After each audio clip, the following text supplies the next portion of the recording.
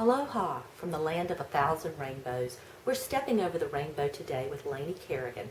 She's a 20-something travel reporter who's made it her life mission to always travel light, to never become too attached.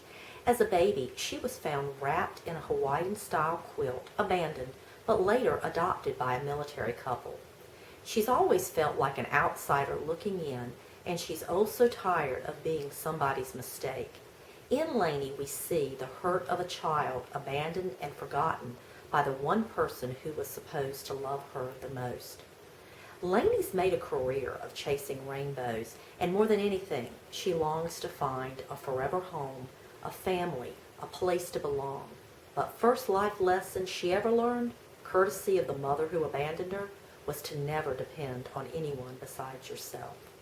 It's the death of her adoptive mother and the remarriage of her adopted father that prompts Laney into posting a photo of the quilt onto a website that reunites separated families.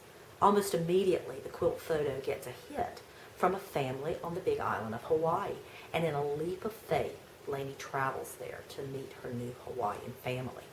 The first scene opens with Laney at the airport in Hawaii waiting for her family to pick her up, but she waits, and she waits, and she waits, and behind her we see this lone suitcase going around and around on the luggage carousel, kind of like how Laney feels, unclaimed, unwanted, belonging to no one.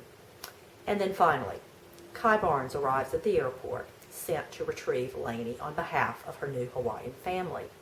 Her first impression of him is telling. She finds Kai Barnes tall, dark, and cowboy. She also finds him arrogant and obnoxious. But she later admits to herself that Kai Barnes is real easy on the eyes. As their bantering relationship turns into friendship, she's forced to examine her heart, and she realizes that Spam may not be the only thing Hawaiian she's begun to acquire a taste for. Kai has been recruited by the indomitable force of nature known as Auntie Taya, or Typhoon Taya, depending on who you ask, into educating Laney into what it means to be a true Hawaiian. And Kai does his best to show Laney the true meaning of aloha.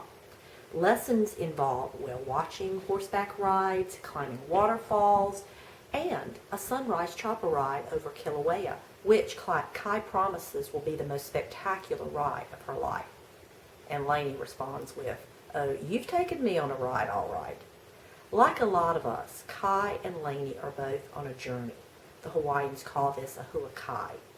And no matter what your journey is, a huakai requires truth, heart, and extraordinary courage. The kind of courage Laney displayed in traveling halfway around the world to find a family.